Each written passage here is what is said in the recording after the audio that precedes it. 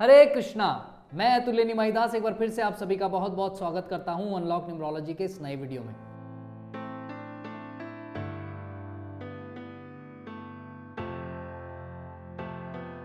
आज बात करेंगे एक अलग टाइप के वीडियो के बारे में। कुछ कैलकुलेशंस हैं। ये जो वीडियो है ये बड़ा ही स्पॉन्टेनियस टाइप की कैलकुलेशंस होगी इसके अंदर। इसमें आप अपने आप के साथ कर सकते हो, किसी आपके फ्रेंड, रिलेटिव, फैमिली, किसी के साथ भी इसको करके देख सकते हो। ये बड़ा इंटरेस्टिंग वीडियो होने वाला है। और कैलकुलेशन को समझने के लिए एक पेन और एक कॉपी लेके बैठो यार, उससे आपको कैलकुलेशन करने में आसानी रहेगी। हालांकि बहुत ज़्यादा कैलकुलेशन नहीं होगी, बट फिर भी कुछ पॉइंट्स इंपॉर्टेंट हैं जो आपको नोट करने पड़ सकते हैं। ठीक है जी, तो अंत तक देखिएगा। बहुत बड़ा वीडियो नहीं होगा पर बहुत इंटरेस्टिंग होने वाला है। अच्छा लगे तो लाइक कर देना, शेयर कर देना, और सब्सक्राइब नहीं किया है तो अभी तक चैनल को सब्सक्राइब जरूर कर दो बेल आइकन के साथ। चलिए शुरू करते हैं। इस वीडियो का जो टॉपिक है ना वो बेसिकली अगर हम टेक्निकल भाषा में बोलें तो प्रश्नांक के बारे में है। प्रश्न अंक, प्रश्न का अंक, कि आपका क्या प्रश्न है और उससे क्या अंक निकल के आया है। अब प्रश्न क्या हो सकता है? प्रश्न ये हो सकता है कि कल मेरा इंटरव्यू है, मुझे उसमें सफलता मिलेगी या नहीं मिलेगी। कल मेरा एग्ज़ाम है, मुझे उसमें सफलता मिलेगी या नहीं मिलेगी। अब ये वीडियो देखने के बाद ना आपको तो सारे पॉइंट्स मिल जाएंगे, तो हो सकता है आपका दिमाग उस हिसाब से यूज़ होना शुरू हो जाए, पर आप दूसरों के लिए बहुत अच्छे से कर सकते हो, अपने लिए भी कर सकते हो। पॉइंट्स को लर्न मत करना। अगर सारे पॉइंट्स को आपने लर्न कर लिया तो आपका माइंड वही नंबर सोचेगा जिससे आपको पॉजिटिव मिलने वाला होगा, और उससे काम नहीं होगा। वो स्पॉन्टेनियस जो नंबर निकलेगा आपके अंदर से वो ही इस केस के अंदर काम करेगा। ठीक है, तो बड़ा आसान है। अगर आपको किसी भी क्वेश्चन का आंसर चाहिए, किसी भी प्रश्न का उत्तर चाहिए कि मुझे काम करना चाहिए कि नहीं करना चाहिए, इमीडिएटली एक बार खुद से ही पूछें आप, क्योंकि हमारे आसपास भी बहुत सारी कॉस्मिक एनर्जीज हैं जो काम कर रही हैं। हो सकता है कि भगवान किसी भी रूप में, आपके मन के रूप में, आपको कोई ख्याल ऐसा दे दें, कोई ऐसा थॉट आपके दिमाग में डाल दें कि अरे ये कर लेगा, तो हो सकता है पॉजिटिव हो जाए। या आपको दिमाग में डाउट चल रहा है, डिलेमा चल रहा है कि करूं कि नहीं करूं, करूं कि नहीं करूं, तो आपने अपने आप से ही प्रश्न पूछ लिया, उसका उत्तर देख लिया कि अरे ओ ये पॉइंट मेरे सामने आ रहा है, हाँ हो सकता है या कर सकता है, मुझे करना चाहिए, नहीं नहीं नहीं मुझे नहीं करना चाहिए, इससे रिजल्ट नहीं निकलेगा, ये सामने चीज़ आ रही है। तो आपको खुद से ही वो उत्तर प्राप्त आप कर सकते हो। बड़ा सिंपल तरीका है। करना क्या है कि जब भी आपको ऐसा कोई डाउट हो जाए, ऐसा कोई कंफ्यूजन आ जाए, तो आप क्या कर सकते हो, खुद के साथ और दूसरों के साथ एक नंबर आपको सोचना है 12 से लेकर 108 के बीच में। ठीक है जी, 12 से लेकर 108 के बीच में आपको एक नंबर सोचना, मतलब 12 भी सोच सकते हो, 108 भी सोच सकते हो, और इनके बीच में कोई भी नंबर आप सोच सकते हो। ठीक है जी, नेक्स्ट स्टेप। फॉर एग्जाम्पल आपने नंबर चूज किया 99। आपने सोचा मुझे करना चाहिए कि नहीं करना चाहिए। चलो नंबर सोचता हूं, इतने में सबसे पहले एकदम से नंबर निकल के आया 99। आपने पेपर पे लिख लिया। अब उस 99 को, या जो भी नंबर आपके आया, उसको आप 12 से डिवाइड करो, भाग दो 12 से। तो आपने 99 को जब 12 से डिवाइड किया तो 12 8 क्या आया 96। 8 ऊपर लिख दिया आपने, 96 नीचे लिख दिया, 99 के नीचे 96 आ गया। अब माइनस करोगे तो कितना बचा, 3 बचा। तो ये जो 3 है ये रिमाइंडर है।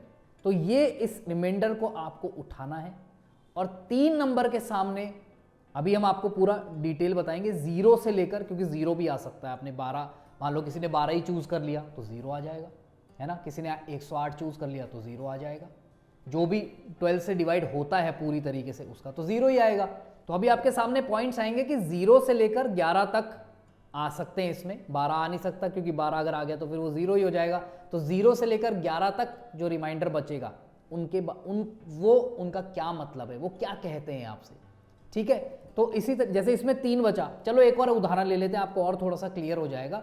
एक और नंबर हम ले लेते हैं, फॉर एग्जाम्पल चलो मैं सोचता हूँ, मेरे दिमाग में आया 66 दिमाग में आ गया। अब 66 को डिवाइड करो 12 से, क्या हुआ, 12 को 66 से हमने डिवाइड किया तो कौन सा, कितने नंबर से जाएगा, 5 से। ठीक है, 12 पंजे 60 होता है, ऊपर चला गया 5, नीचे आ गया 60। 66 66 में से 60 गए, 6 रिमाइंडर बच गया। इस केस में 6 है, इससे पहले वाले में 3 है। चलो एक और एग्जाम्पल ले लेते हैं, ठीक है, 3 एग्जाम्पल हो जाएंगे। एक और नंबर ले लेते हैं 86। 86 आ गया। अब डिवाइड करो 86 को 12 से। सो 12 7s आर 84, है ना? हाँ ठीक है, मैथमेटिक्स ठीक ठाक है मेरी। तो 7 ऊपर चला गया, 84 नीचे आ गया। अब 84 को 86 में से निकालेंगे तो कितना आएगा? 2, तो रिमाइंडर बच गया 2। तो पहले केस में 3 था, फिर 6 आया, फिर 2 आया। इसी तरीके से आपको जो नीचे का जो बच रहा है रिमाइंडर, जिसको हम कहते हैं, उस नंबर को देखना है। तो ये आपका 0 से लेकर 11 के बीच में ही आएगा, 11 तक आएगा। 0 भी आ सकता है, 1 2 3 4 5 6 7 8 9 10 11 भी आ सकता है। ठीक है जी। तो अब देखते हैं कि इनका मतलब क्या है। तो सबसे पहले बात करते हैं 0 की। तो 0 क्या कहता है? अगर 0 आपका रिमाइंडर आ जाता है तो इसका मतलब क्या है? तुरंत प्रभाव से कर डालो। जो आप सोच रहे हो वो आप कर दो, उसमें आपको सफलता मिलने के चांसेस सबसे ज्यादा है। ठीक है जी, ये तो है 0 का मतलब। अब बात करते हैं 1 नंबर की। अगर 1 आपका रिमाइंडर आता है तो उसका मतलब क्या है? आपका कार्य हो तो अवश्य जाएगा, परंतु इसमें विलंब है। अगर 2 आता है तो उसका मतलब है आपका प्रश्नांक अत्यंत शुभयुक्त है, अतः समय का सदुपयोग करके तुरंत लाभ उठाएं।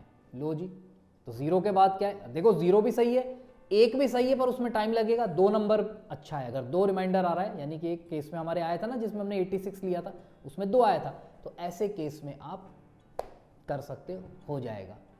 3 नंबर अगर आपके आता है, आपका प्रश्नांक उत्तम है, आप अपने मन में विचार कार्य तुरंत करें और लाभ होगा। तो 3 नंबर भी आपको यहाँ पर सपोर्ट कर रहा है। 3 रिमाइंडर की बात हो रही है यहाँ पे, 3 मूलांक, 3 भाग्यांक। कुछ ये मत सोचना इस पूरे वीडियो में मैंने मूलांक किसी की कोई बात नहीं करी है।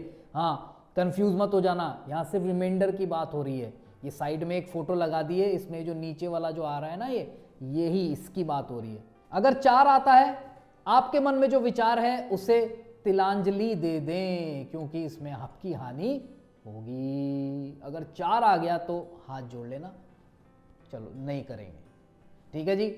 अगर 5 आ जाता है, आपका प्रश्नांक शुभ नहीं है, अतः कहा जा सकता है कि आपके द्वारा विचारा गया कार्य करने से कार्य में निराशा प्राप्त होगी।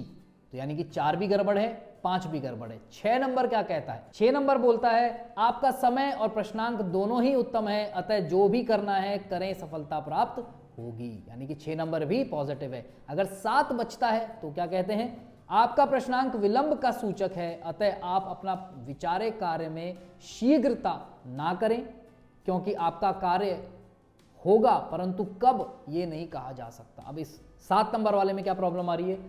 हो तो सकता है, पर कब होगा, कितनी प्रॉब्लम्स आएंगी, कुछ कहा नहीं जा सकता। तो 50-50 वाली पोजीशन है ये। तो आपको सोचना पड़ेगा, तो आपको सोचना पड़ेगा अच्छे से, और फिर ही आप इसमें कूदिएगा। अगर 8 बचता है तो क्या होगा? आपका प्रश्नांक सोचनीय है, आप अगर कहने से मान सके तो यही कहा जाएगा कि आप मन में विचारा कार्य ना करें। मतलब मन में जो विचार आया है उसको रहने ही दो। मतलब ये ऐसा आएगा कि आपको लगेगा अंदर से कि नहीं यार ये तो करना ही था, पर 8 आ गया, तो उसको आप छोड़ देंगे तो बेटर रहेगा। बाकी रिस्क आपकी है। अगर 9 आ जाता है तो क्या है? आपका प्रश्नांक है तो उत्तम, परंतु फल शीघ्र नहीं मिलेगा। इसमें भी वही चक्कर है कि फल शीघ्र नहीं मिलेगा। अगर 10 आ जाता है तो क्या है? आप बहुत उत्साही व्यक्ति हैं और आपके मन में विचारा कार्य भी उत्तम ही है, परंतु संयम आपको सहयोग नहीं दे रहा है, अतः ये कार्य ना करें तो ही उत्तम रहेगा। कहने का मतलब ये है कि यहाँ पर पेशेंस की कमी है, और जहाँ पेशेंस नहीं होता वहाँ पर डिसीजन गलत हो सकता है। तो समय ठीक है, विचार ठीक है, पर थोड़े से पेशेंस के साथ अगर करना है तो पेशेंस के साथ ज़्यादा एनालिसिस करके करें, इम्पल्सिव डिसीजन ना लें। और आखिरी रिमाइंडर कौन सा बचता है? 11। तो 11 अगर आ रहा है तो वो क्या कहता है? आपका प्रश्नांक अत्यंत शुभ है और आपको समय का भी बहुत बड़ा सहारा प्राप्त है, अतः आप अपने मन में विचारा कार्य अवश्य करें, आपको पूर्ण सफलता प्राप्त होगी। तो ये चांसेस हैं कि इसमें ज़बरदस्त आपको सफलता मिल सकती है अगर 11 रिमाइंडर बचता है तो। ठीक है जी। तो ये था बहुत ही सरल सा वीडियो पर बहुत ही इंटरेस्टिंग वीडियो था। ये इमीडिएट जब आपको कोई डिसीजन लेना हो, इमीडिएट कोई चीज़ समझनी हो अपने बारे में, अपने से जुड़े कोई कार्य के बारे में, आपको अपने बच्चे के लिए कोई डिसीजन लेना है, आपको अपनी वाइफ के लिए कोई डिसीजन लेना है, आपको पेरेंट्स के लिए कोई डिसीजन लेना है, मेजर डिसीजंस, तो आप ये थोड़ी सी एक्सरसाइज कर सकते हो। ठीक है, मैं ये नहीं कह रहा कि इसके बाद आपको कोई डिटेल कंसल्टेशन की ज़रूरत नहीं है, वो भी है, पर कई बार क्या होता है कि हम छोटा मोटा कुछ अपने हिसाब से भी करेंगे तो आपको एक फन एलिमेंट भी है, प्लस आपकी नॉलेज भी उससे बढ़ती है। और अगर आपका प्रिडिक्शन सही जाता है तो आपको भी लगेगा कि हाँ चलो अच्छा है यार, कुछ तो हमने भी सही किया। ठीक है जी, तो वीडियो आपको अच्छा लगा होगा, आई एम श्योर। अच्छा लगा है तो लाइक कर दो, शेयर कर दो, और अभी तक सब्सक्राइब नहीं किया है तो सब्सक्राइब तो कर ही दो भाई। Thank you so much for watching this video. God bless you all the best. Hare Krishna.